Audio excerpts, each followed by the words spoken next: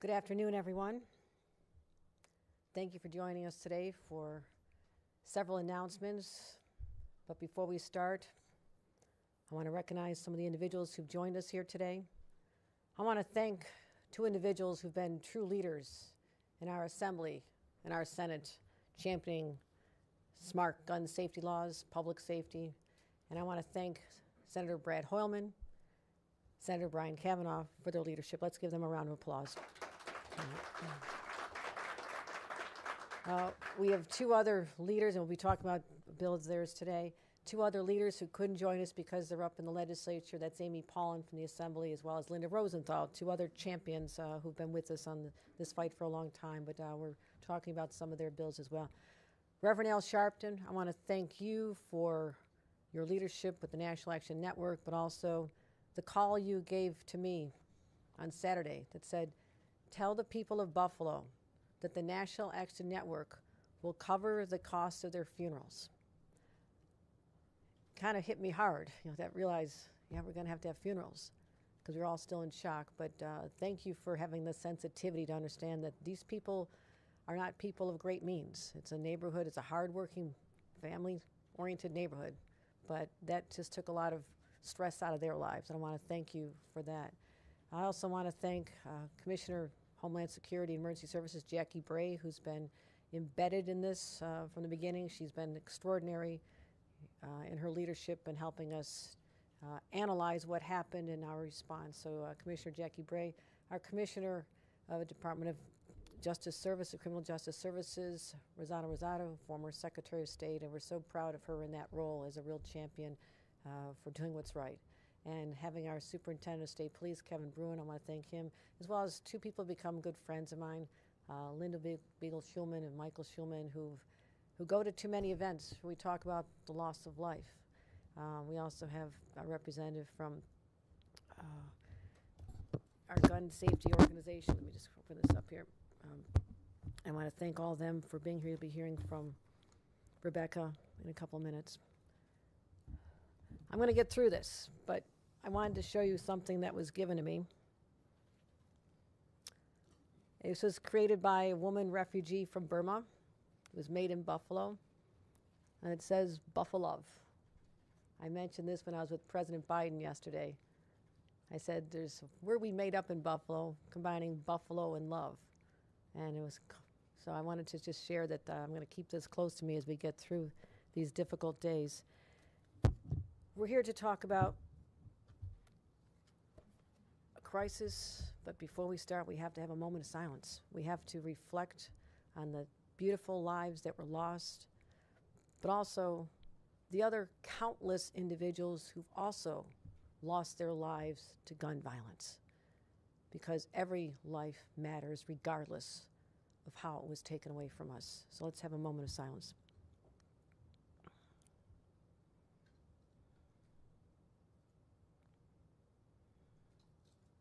Thank you. The past few days have been among the most difficult in my life.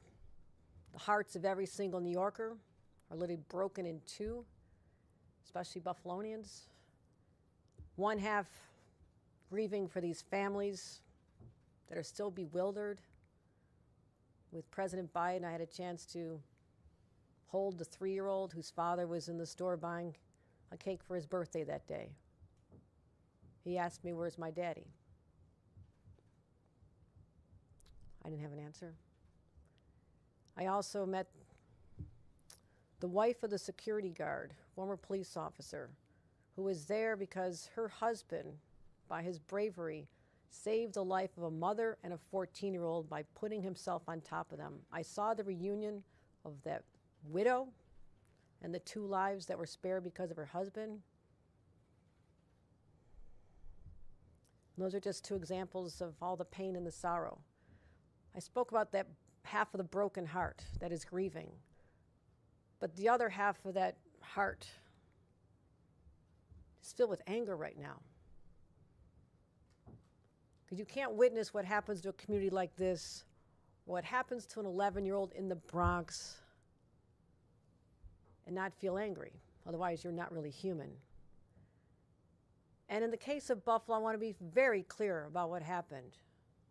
It was a case of an 18-year-old male who was radicalized, and I'm not going to sugarcoat this because there's no way to do that, who was radicalized by white supremacist and white nationalist beliefs. And he was so taken by these toxic messages, these racist philosophies that are so easily accessible on social media platforms, or the genesis of which are really being talked about on cable news networks. He was so taken with this that he got in his car after surveillance and visiting the site in the past and drove 3 hours with one goal, and that was to execute black New Yorkers. That's his stated intent. It was his state. He wrote that. That was his intention. So this is white supremacy in this nation at its worst. It's infecting our society. It's infecting our nation. And now it's taken members of our family away. And we have to continue to ask the question, how many more lives need to be needlessly taken from us before we face the truth? And the truth is, the most serious threat we face as a nation is from within. It's not from the Russians. It's not from people elsewhere. It's white supremacism. It's white nationalism. And it's time we confronted it head on. In the last decades, domestic terror attacks and plots have more than tripled in a decade, from about 20 in 2011, to over 73 last year alone. But the hate has not just affected our society and how people think. It's literally been weaponized.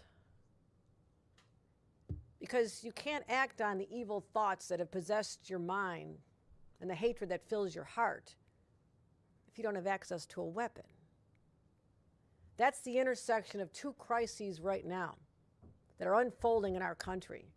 The mainstreaming of hate speech, of racism, nationalism, white supremacy, and the easy access to military-style weapons and magazines. We can no longer look away, and we're not just going to call it out. We need to directly address the deadly threat that it is. And we are. Today, I'm signing an executive order to establish a unit within the Office of Counterterrorism at the Department of Homeland Security and Emergency Services, focusing exclusively on domestic terrorism, first time ever. They'll develop the best practices for law enforcement, for mental health professionals, for school officials to address the rise in homegrown extremism. And we'll make sure that they're trained to know how it occurs, where it occurs, and how to stop it. And to most directly affect this at the local level, we're going to launch a threat assessment management program. And this is going to have multidisciplinary teams in our counties across the state, and they'll identify, assess, and be prepared to deal with the threats. This coordination is critical. It does not exist now. It does not exist. That these stakeholders need to be communicating and sharing information, so guess what? They can start to connect the dots. And that's what we did after 9/11, and that's what we're going to do now. Start connecting the dots. Who heard what? Who saw something? And when you get the law enforcement and the mental health professionals, and in some cases school professionals, actually communicating about what they're seeing, we have a much better opportunity to be in the prevention business instead of just the cleanup business. That's how we need to evolve to. That's how we prevent these crimes from occurring in the first place. I'm now requiring every county in the state of New York and the city of New York to perform a comprehensive review of current strategies and policies and procedures for identifying domestic terror threats. And upon completion, they will develop a plan for confronting the racially and ethnically motivated threats and extremism. And they'll be submitted to our Office of Counterterrorism by the end of the year. We'll work with them. We'll work closely with them. And this executive order will also establish a dedicated domestic terrorism unit within our New York State Intelligence Center, focusing on monitoring social media, because everyone's saying, how was this happen? This information was out there, the footprint, the fingerprint was out there. We are going to ramp up these efforts intensely at our intelligence center because there's a feeding frenzy going on in social media that hate just breeds more hate. And think about all the people who saw the live stream of the slaughter, the massacre of innocent people in a grocery store, at a top store on Jefferson Avenue in Buffalo, New York. They witnessed this in real time. And individuals are using these platforms, and the suspect wanted people to see this. He created an opportunity for people to see this and share what he was doing in his manifesto. So they create platforms so they can share their demented ideas with each other in the hopes that this continues to spread, the virus spreads. And they find others who share their worldview, radicalizing more. And that is a direct threat to New Yorkers. Call it what is, but then have a plan to deal with it. So we're going to ensure that we have the best in the nation cybersecurity teams to monitor the places where radicalization occurs. We're watching you now. We know what you're up to, and we'll be coming after you. But that's only part of the problem. They often find each other because there's algorithms that are out there that elevate hateful, incendiary speech. Can you believe that? There's algorithms in place that ramp up and share this even more with higher frequency than other messages. So this incendiary content is pushed out to more people. In 2022, that's how radicalization is occurring, through the social media echo chamber. And that's why there are 10 fewer people in Buffalo, New York today. These social media platforms have to take responsibility. They must be more vigilant in monitoring the content, and they must be held accountable for favoring engagement over public safety. So today, I'm announcing a referral to the Attorney General's office to investigate the social media platforms that broadcast this horrific attack, that promote and elevate hate speech, and legitimize the replacement theory in the mind of an 18-year-old, a radicalized 18-year-old. I've already spoken to the Attorney General. In fact, she was there with me with President Biden in Buffalo yesterday, and I thank her for her deep concern and willingness to step up and to take this on. She'll report her findings back to me, and I'll respond as necessary based on those conclusions. Because as I said, domestic terrorism is the most significant threat we face as a state and as a nation. So we're fighting back with a statewide approach, but that's not all. Because, as I mentioned, this intersection where the hateful, evil thoughts in the mind of an 18-year-old can be acted on because of access to guns and massacre people because of the color of their skin, that means something's fundamentally broken. People are wondering how you had the right to acquire a weapon in the first place when you are this individual. We have red flag laws in place to prevent exactly this situation. Red flag, what does that mean? You're waving a red flag. It means, look here, warning, warning, danger. And I traveled the state of New York with many of our partners, the advocates, who are out there every single day, every town, Moms Demand Action. We traveled everywhere. We've been all over the state talking about the red flag bill. We were so proud when that was passed and enacted, and I thank the leadership for working on that. But guess what? They need to be strengthened now. We found a way they need to be made better. So today, I'll be signing an executive order requiring the state police to file an extreme risk order of protection under New York's red flag law when they believe that an individual is a threat to himself, herself, or others. Previously, current law, it's an option to do so.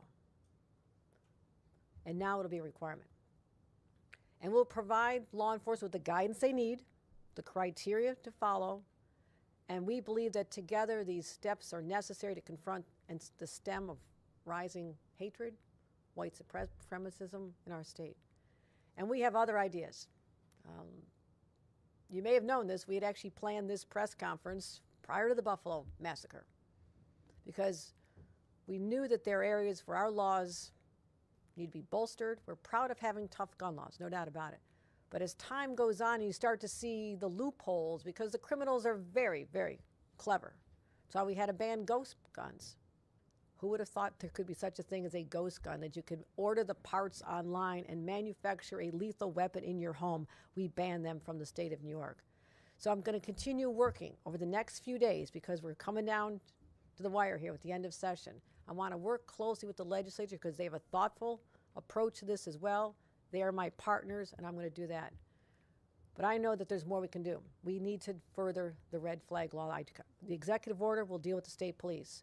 Working with the legislature, I believe that we can strengthen it at the local level as well, and I offer my hand in partnership to do just that.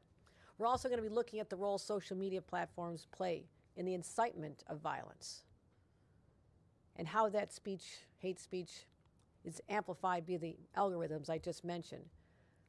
But in the meantime, the gun violence epidemic,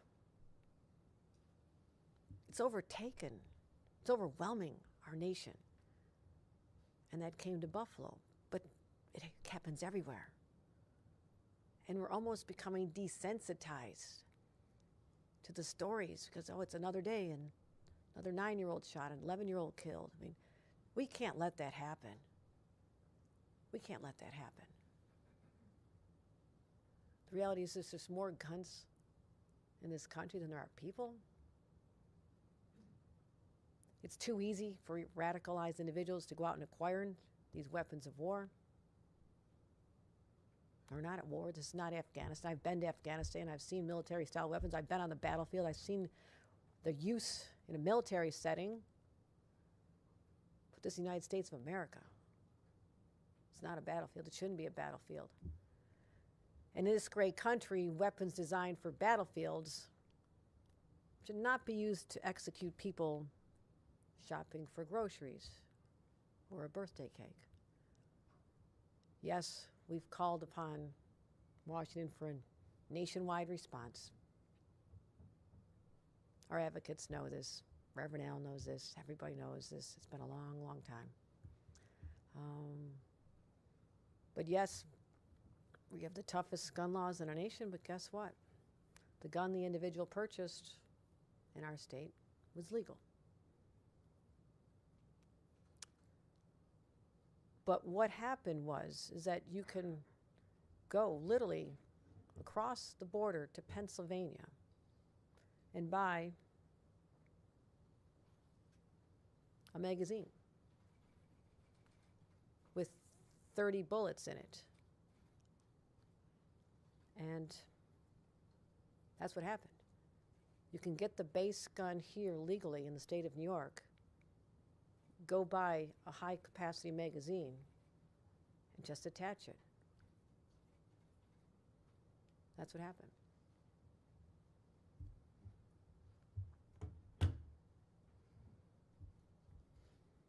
So, we have to deal with this. And we will. We will. We have announced there is a package of gun laws that we're going to be proposing. We have more guns to deal with. But I want you to know something else that you'll find is shocking. There is another loophole. It's called the AOW. Have you heard of this? It stands for any other weapon. And you're going to be shocked when you see the type of gun that can legally be bought in the state of New York today. Because there's a new category of weapons where the characteristics put them in this gray space between rifles and shotguns and pistols. And they're specifically designed to fall outside the realm of regulation. So they're not subject to our laws. That is how they were created. That is why they exist. Superintendent, would you please show us what an any other weapon looks like?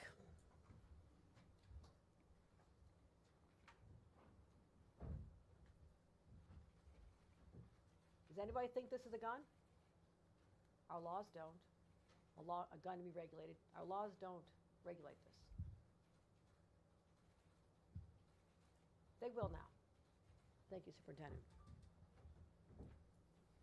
It's concealable, they're high-powered, and they can be modified to have a high-capacity magazine.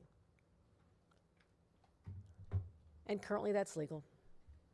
You can go online right now and see manufacturers and sellers describing it as something called a completely legal sawed-off. We banned sawed-off weapons, but this says it's completely legal. Not anymore. We are introducing legislation that revises the definition of a firearm to include those weapons, which means we'll be able to charge and prosecute people accordingly. This is just one of those enormous loopholes that you can drive a truck through, similar to what we have with ghost guns. There's another bill, and I want to thank Senator Hoylman and Linda Rosenthal, that requires all semi-automatic pistols sold in New York to be micro-stamped. What does that mean? Where am I? Okay.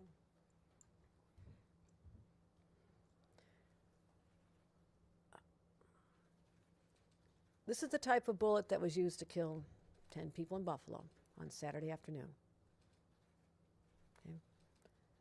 What we don't have is a way to give each of these bullets a unique fingerprint each time the firearm is discharged. It's called micro-stamping when you do that. What does that do? If you have the weapon outfitted to give a unique mark on this when it's discharged, it allows police to trace the bullets and casings that are left behind and link them back to the gun that fired them to help us identify who used the gun and if that gun was used in another crime. That's just common sense. We can do that here in the state of New York. We'll work with our legislature to get that done. Another bill, Amy Paulin, Senator Kavanaugh, thank you. This requires all New York law enforcement agencies to report the recovery of any crime gun to the state police clearinghouse within 24 hours. Why 24 hours? According to the manifesto, the perpetrator of the slaughter in Buffalo had planned to go elsewhere in Buffalo. I was in the neighborhood that he was talking about coming down to, and those people were shaken by that too. So we want the second a gun is recovered, the information to be there, enter it into the National Crime Information Center system immediately. And you're probably just as shocked as the rest of us to think that that's not already happening. Thank you, Senator Kavanaugh, for bringing this to our attention. And what will happen is the results of a test fire will go to the National Integrated Ballistic Information Network and determine if it's been used in past crimes. That's how we start catching the perpetrators of the guns that are killing our kids on the streets. It'll go a long way toward our gun tracing efforts to make them more efficient and impactful. And it'll help the Gun Interdiction Task Force that I launched in January to help build on their progress. They have identified so many guns that have come through not just the Iron Pipeline, but we have 9 states. No other state has done this. I took the lead to make sure we have 9 states and the Boston PD as well as the NYPD working with us to make sure that they are attacking this where it's happening. But we're also going to do one more thing, and that's including the permitting and background checks related to specific guns. And we have our plans. I want to work with the legislature on this too. Let's get this done. Let's get this done. I just spoke to the leadership. I know there's a strong interest in being smart about this. So we have more people I want you to hear from. This is just a start, what we're doing here. But right now, communities are in mourning. And I hope to God that this is the wake-up call that this country has needed because we've had other crises. We lost children and a son at Parkland. We lost children at Sandy Hook. We lost people in white supremacist targeted attacks in Charleston, Pittsburgh, El Paso. And I sure didn't want my hometown of Buffalo to ever be on that list. But let that be the city that's known as a place where people said, okay, enough is enough. And they did something. We're doing something. We're doing something right now. That is my promise to New Yorkers. And with that, I want to bring up someone who has held the hands and wept with more victims of shootings and violence across this nation than probably anyone, because he always shows up. He's there where he's needed. And I want to thank Reverend Al Sharpton for being the voice we need at this time. Reverend Al.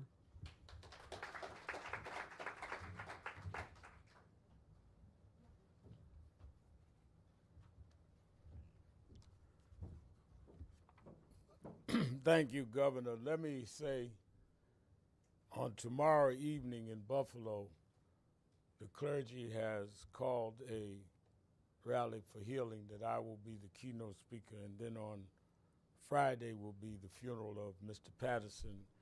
I have been invited by the bishop and the widow to speak. When I talked to Governor Hochul last Saturday and told her National Action Network would help to pay for the funerals, it's because of this kind of bigotry, racism, and violence should not be something the victims has to bear alone. This has reached a proportion that is an existential threat to this country. When Homeland Security Mayor Oka spoke at our National Action Network convention, he said the biggest domestic threat in this country is white supremacy.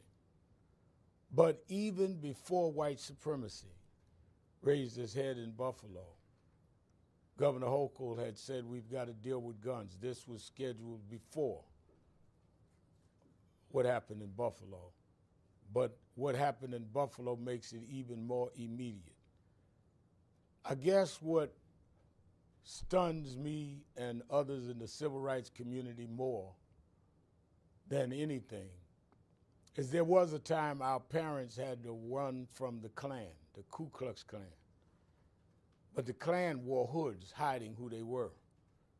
We're living at a time where bigots live stream and show you who they are and that they're proud to do what they're doing, which is why this executive order that will deal with online radicalizing of white supremacy is so important, because it's making people bold, not even hiding who they are, and want to act as though this is entertainment to shoot down people en masse, innocent people, for no reason.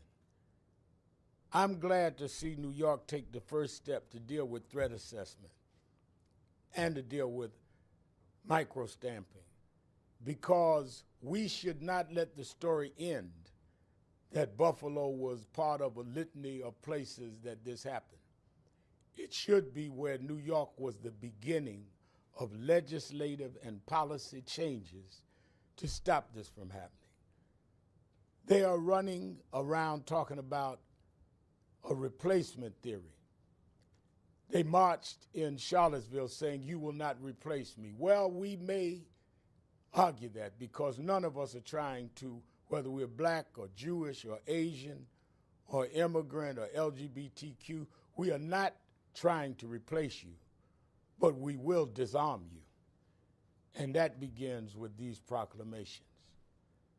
And we must be clear that we stand together on this battle, because we are dying, and we're dying needlessly. We must learn to live together in a safe society, even if we disagree, or we will continue to die apart being foolish. And that's why I wanted to be here today as the governor signs these orders.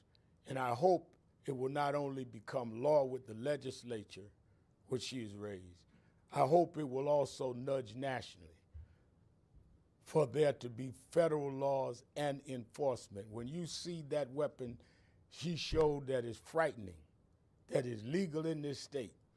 We need to be able to show a national example. On yesterday, I joined Mr. Greenblatt, Jonathan Greenblatt of the Anti-Defamation League, and leaders of LULAC and the Latino community and others calling on the White House to do what we're starting in New York, and that is sit down and deal in a substantive way of how we deal with gun violence. How many Schumann families do we need to have before we stop this and we come together and stop it? 2 weeks after I did the eulogy at George Floyd's funeral, I did the eulogy at a funeral of a 1-year-old kid in Bed-Stuy who died from gang violence. He was playing and got in the way of a bullet guided toward someone else. This is not about just the color, it's about the culture, and it's about what we allow to romanticize and fantasize and then make a reality because they can get these weapons.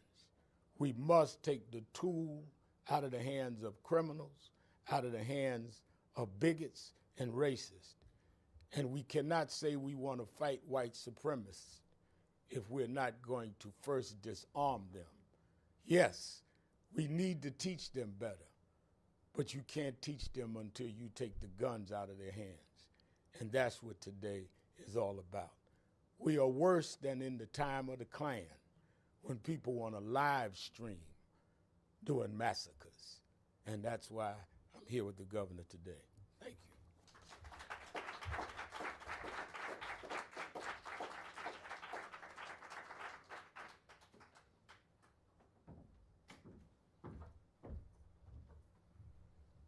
Thank you, Governor Hochul and Reverend Sharpton.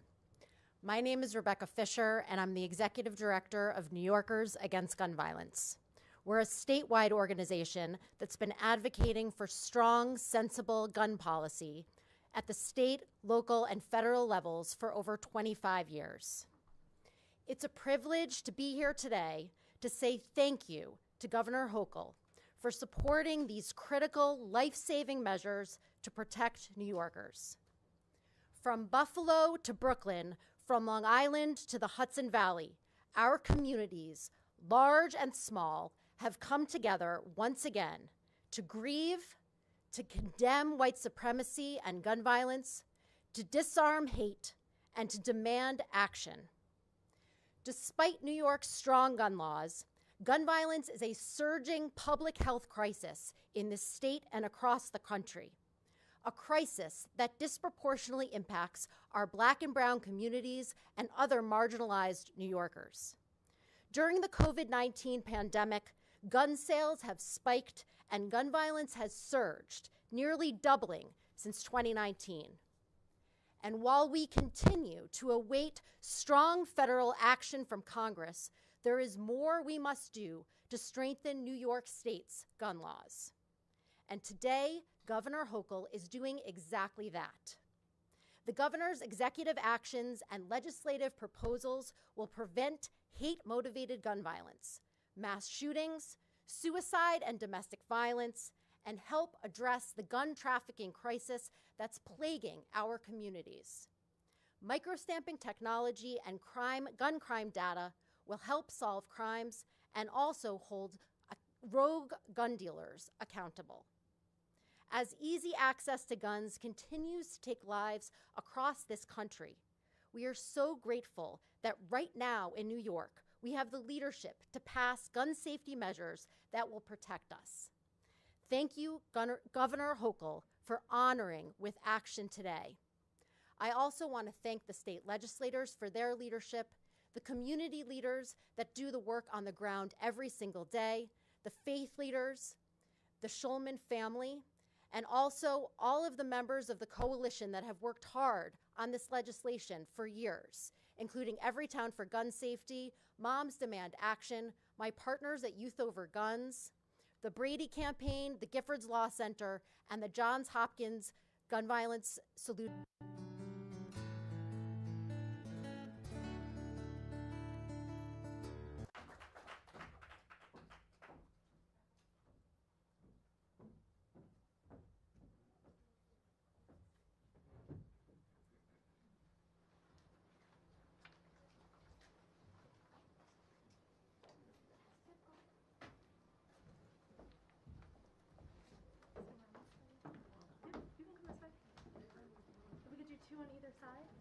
Thank you.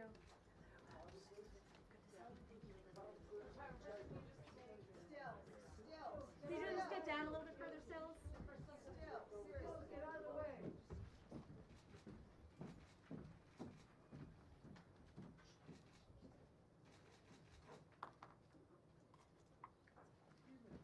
Just want to get my student up here.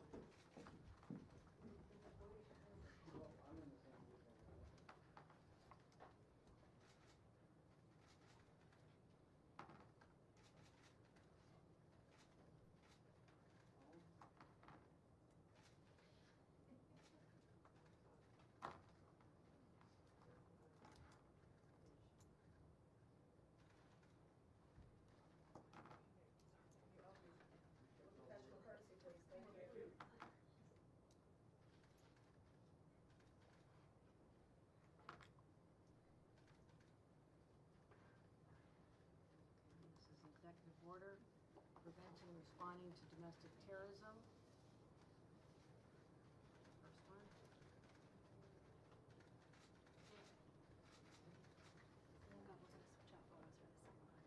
Just want to pull this up. I'm gonna give you all your nice pens.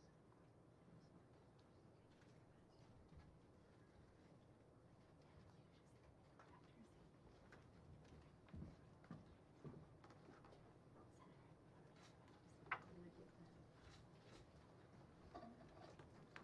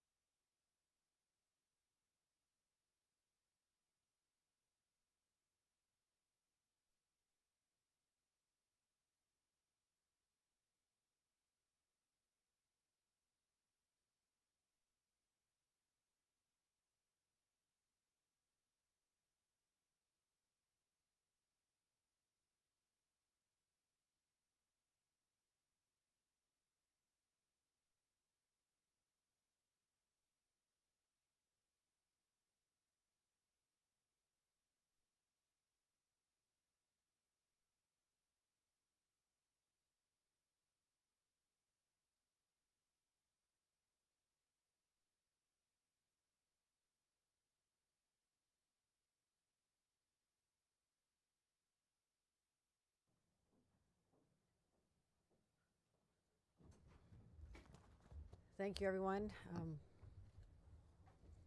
Be happy to take some questions. I also have my dream team, or part of my dream team, who have been working so hard day and night to help us come up with, in addition to the plans we already had worked to announce this week, some additional ideas that we're working with the legislature. So I want to thank all them. So if there's specific questions for them, they're available as well. Jack?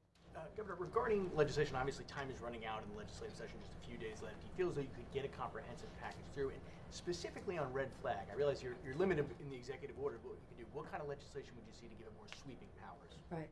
What I had control over was the state police or state employees. So we directed very clearly to them that it is no longer permissive that when certain criteria or flags are out there, and we'll be very clear in identifying what those are, that they have to take the steps toward getting the extreme risk order of protection. So there is legislation out there to do this already. The legislature has already talked about this, so I'm not saying I feel overly confident. I just feel that there's an interest in the conversations we're having with the legislature.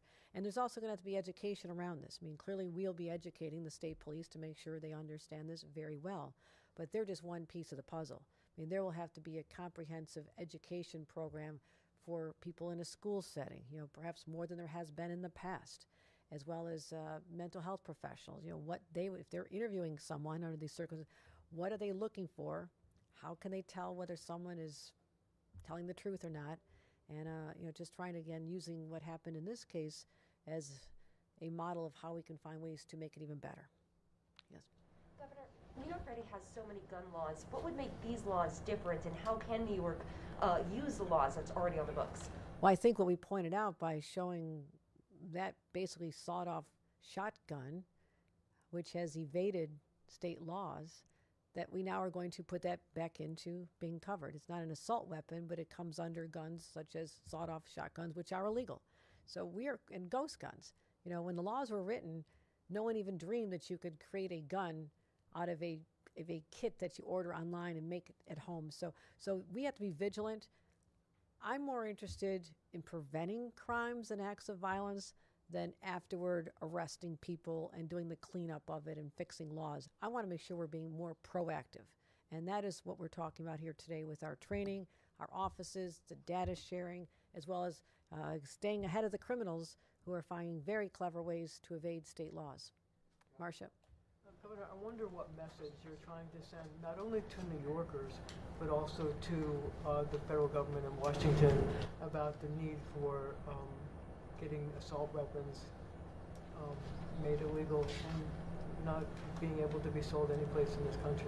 Right. And that's the challenge we face, Marcia. We're proud of the laws we have on the books. We'll continue to enhance them and close loopholes as they become identified. But for the fact that someone can literally drive 10 minutes from their home on the southern border of New York and go into Pennsylvania and legally buy a magazine that can be added to an existing gun to give it the capacity of a military-style machine capable of mass execution. I hope other states are looking at that, because imagine if we had a national response that says, yes, Second Amendment, you have your rights, we're not banning all guns at all, but in these categories that have no legitimate purpose, you ban them, because otherwise they're coming into states that are trying to, what happening is those sales are thwarting our efforts here in the state of New York. And so the message to New Yorkers is, we're going to continue to protect you as New Yorkers and have smart gun safety laws on the books. But we're also going to continue calling on the federal government to respond in a way that they have not in the past. The fact that we don't have federal background check legislation after what happened in Newtown to those first graders, I'm speechless. But let this be yet another call to action, and New York, as always, will lead the way. Yes. Good afternoon, Governor Hochul. Darla Miles, WGRZ-TV. 2 questions, please. First, with the red flag gun law and the now making it a mandatory order for state police to file an IRBO, there's still maybe a gray area with local police, with school officials, with family members, even with the mental health community. Can you talk about perhaps what the plan is looking forward to maybe close those gaps? And in the case of, in this particular case, I know you've directed the Attorney General to maybe to do a deep dive into those social media companies.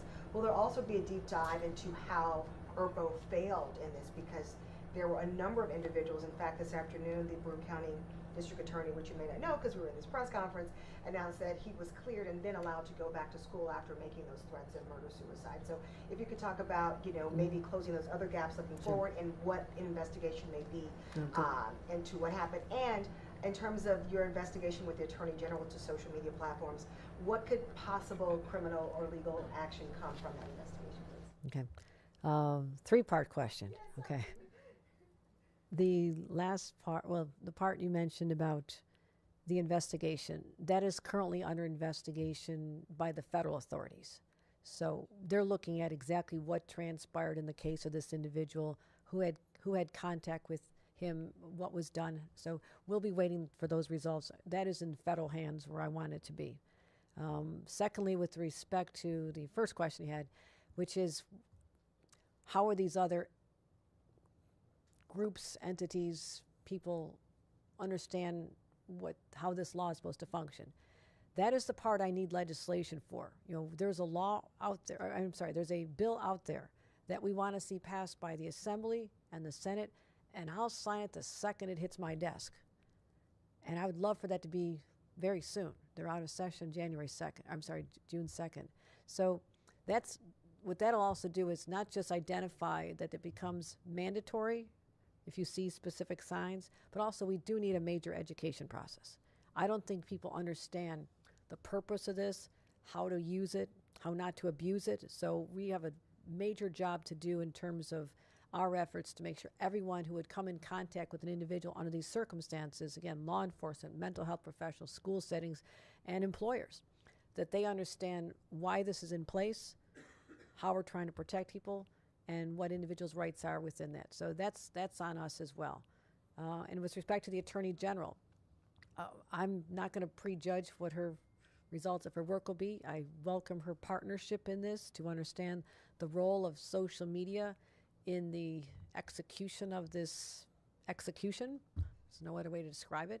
What happened, what were the influences, and what I mentioned earlier was something we can look at, we are looking at as well, which is how algorithms can be devised to increase the proliferation of this content, and what my office will be doing.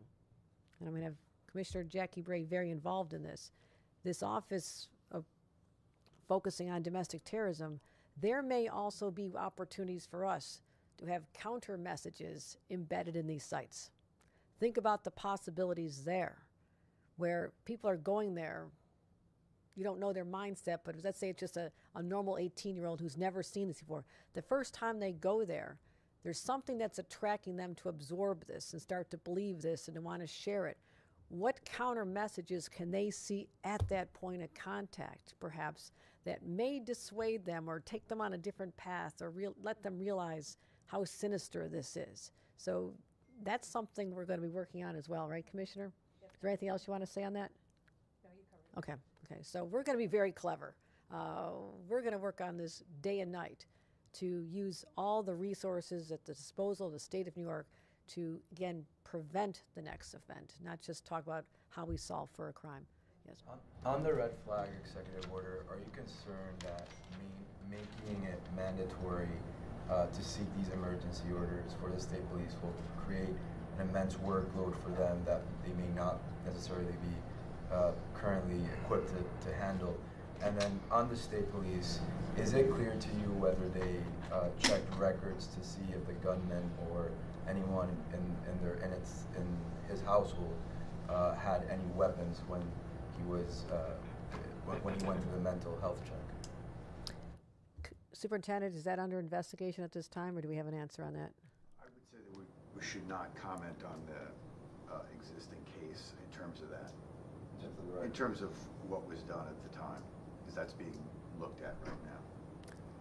What I can say is that there was a student who made a threat, a postgraduate threat, and he was taken into custody by a trooper, not arrested, but taken into custody under the mental health law, and brought to a mental health facility for evaluation.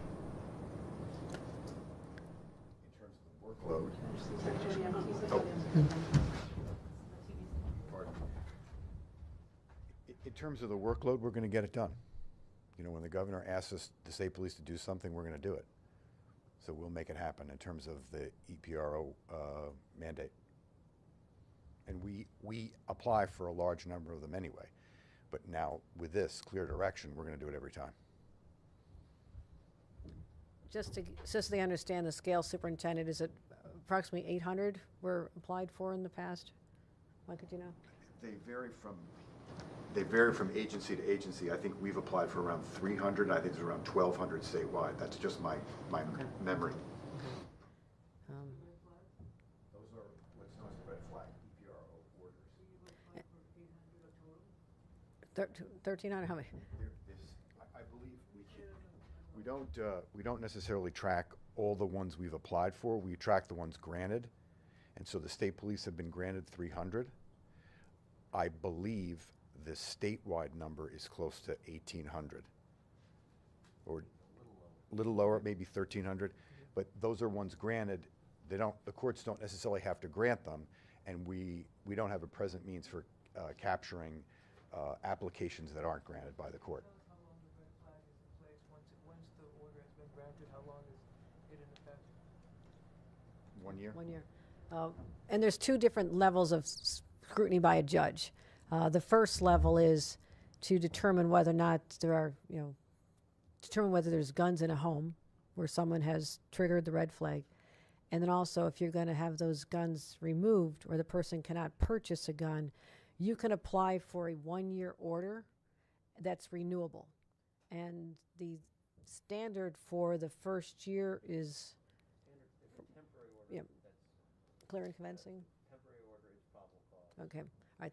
The temporary order is that a judge has to determine that there's probable cause that such person would have access to a weapon and to use it to do harm to themselves or others, and to have a longer implementation of the red flag law, which is to suspend their ability to access guns.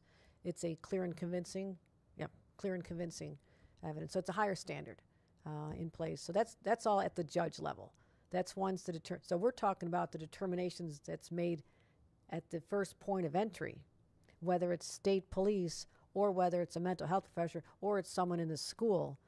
And we're going to be very clear on what they're supposed to be examining, what factors so there's no question as to what should be done in an individual circumstance. To answer Luis's original question, which is, was it done in this case? We're going to find out what happened there, but I will always say there's a better way to do it. There should be more clarity around this, and that's what we're going to be striving to accomplish now.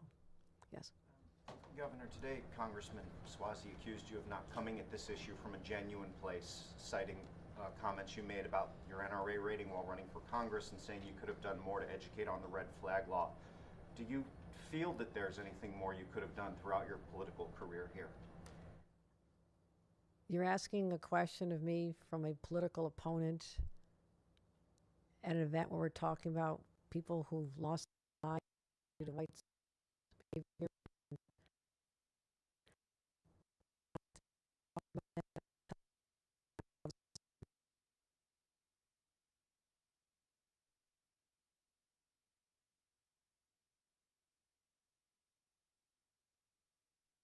In Buffalo, New York, but what is happening every single day in the streets of places like Rochester, Syracuse, Brooklyn, the Bronx, Harlem, and everywhere else, where I have gone for 8 years as lieutenant governor to countless funerals. I went all over the state of New York in a bus championing the red flag law with the individuals, the advocates you saw right here.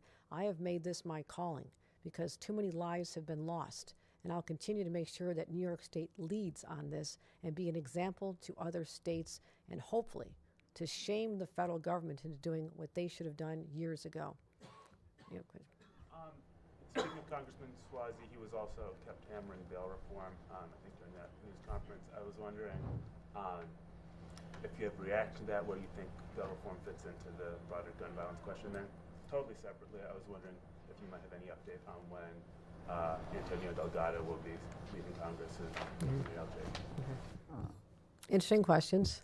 I assure you, I'm not paying attention to accusations or any other messaging, however it's conveyed by someone running for office. This is not a time for politics. And if people don't realize that, well, I'll let the media judge, and everyone else can judge the propriety of having those attacks that are absolutely unrelated to what happened here. I won't even comment any further. With respect to my Lieutenant Governor designee, who was with me in Buffalo yesterday as we greeted President Biden, we are working on the timing, the proper transition from his responsibilities as a member of Congress to a step into this role. There's a lot of staffing issues, a lot of unfinished business. I want to make sure that he's able to continue for his constituents, but I'm looking forward to making an announcement, hopefully literally in a matter of days, as to the day that he'll be sworn in as Lieutenant Governor. I'm really looking forward to it. We're going to be great partners. He is an extraordinary leader already, and I'm really proud that he's going to be the next elected Lieutenant Governor of the state of New York. Yeah, hi, Governor Roger Stern from 1010 Wins. As you yourself alluded to, we have a porous border. After other shootings of this type, many well-meaning government leaders have talked about reforms they want to get done, but the shootings continue. What do you say to people, you know, who certainly appreciate your sincerity, but are cynical that things are going to change this time, that things will indeed change this time? I will talk about what I have control over. I can't control people's cynicism. I understand it. I truly do. But they will see how I lead through this. And it's not about running out and scoring political points. It's about doing whatever we can, working with a team of really smart people and legislators and figuring out, is there any area we can do better? Is there a law that's being evaded or thwarted by the criminals? When you saw that with that sawed-off shotgun that they call a legal sawed-off shotgun, if that's not an oxymoron, I don't know what is, because it's not legal. We found that. We found ghost guns. You can no longer purchase a ghost gun in the state of New York. So we're making real changes in addition to what we're doing with this absolutely ramped up effort to say that we as a state have a responsibility. I can't wait for the feds to get this done. My own state is going to lead in the surveillance of the social media hate crime, hate speech that's out there, and find out whether or not it is going to ultimately be weaponized so we can prevent the next mass shooting. So the public will never know the mass shooting that we prevent, but I'll know. I'll know. And in my heart, I'll know we've done everything we can as leaders in this state, and I hope the rest of the nation is watching what we're doing right here in the state of New York, because I'm very proud of it. Thank you, everyone.